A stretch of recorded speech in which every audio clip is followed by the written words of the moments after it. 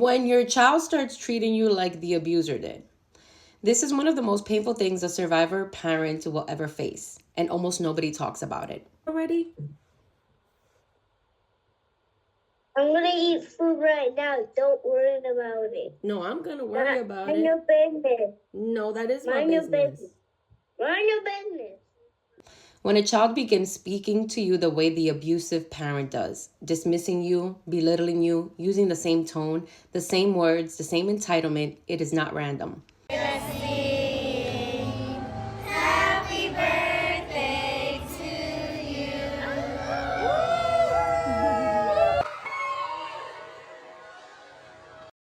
It is called transferred aggression. The child has absorbed the abusive parent's behavior and is now directing it at the parent they feel the safest with.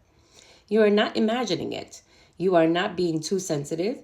This is a recognized pattern in families affected by coercive control and narcissistic abuse. Children are wired to survive, not to be fair.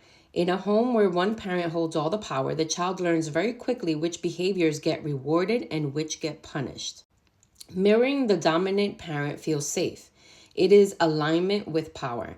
The child is not choosing sides out of love. They are choosing sides out of fear. The abusive parent often reinforces this without saying a word. A smile when the child dismisses you, a laugh when the child repeats their language, silent permission. What this looks like in practice. Your child rolls their eyes at everything you say, echoing the contempt other parent showed you. They repeat phrases that sound nothing like a child and everything like your ex. They tell you that you are too emotional or always the victim and disrespect you. They refuse to follow your boundaries, comply instantly with the other parent. They report back to the other parent about your home, your decisions, your reactions. They are physically and verbally abusive towards you. This is the hardest part to hold on to when your own child is treating you with cruelty. But a child who mirrors an abuser is not an abuser. They are a child who has been shaped by an environment they did not choose and cannot fully understand. Their behavior is a symptom of what has been done to your family, not a reflection of who they are becoming. Separating the behavior from the child is the single most important thing you can do right now. Why the abusive parent needs this to happen? A narcissistic or controlling parent does not just want to control you, they want to control how your children see you. If the child treats you with contempt, the abusive parent's version of reality is confirmed. This is not an accident. It is the final stage of the campaign. The abuser does not need to be in your home anymore. The child is now carrying out the dynamic on their behalf. Recognizing this pattern is not blaming your child. It is about seeing the full picture of what you are dealing with. What you might be feeling right now is grief because this is not the relationship you wanted with your child or have with your child. Shame because you wonder if you caused this somehow. Hell no. Rage because you can see exactly where it comes from and nobody else can. Mad flying monkeys, delusional, psychopaths, people who continue to okay this behavior, most of which are women. Loneliness because the people around you say things like, all kids talk to their parents that way. No, they don't. And not mine. Exhaustion because you are fighting a battle nobody can see. God sees it. Mother Kali sees it. Atabe sees it. Yemaya sees it. Ochosi sees it. Yeah, the air, fire, wind, and water see it. Every single one of these things and feelings are valid. What will make this worse? Retaliating with anger or punishment. It's not their fault. It confirms what the other parent has told them about you or how they behave towards you.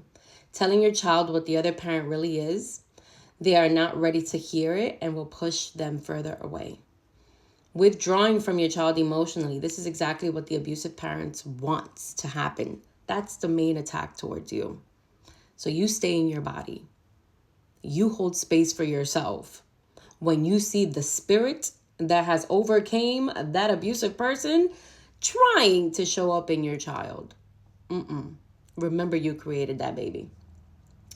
Competing for their loyalty. You cannot win a loyalty contest against someone who has no boundaries around what they will say to a child or what they will say on the phone while the child is right next to them listening to them. The chimosos. And let me tell you, some of these narcissistic people are like the biggest gossip girls I have ever met in this reality. What will help over time? Stay the safe parent. Your consistency is the only stable thing in their world right now. Do not take that away from them. Name the behavior, not the child. The language is not okay in this house. It is very different from you are just like your father and mother. Hell no, that's terrible. Always say, we don't treat each other this way. Mommy still loves you, but we still have to respect each other. We still have to be kind to each other. Keep boundaries calm and firm. Children testing your limits is actually a sign that they still trust you enough to push. Yeah. Document everything. If the behavior escalates, you may need a record. Write dates, words used, and the context. Support and have a community because you're not alone in this. Children grow up and they remember.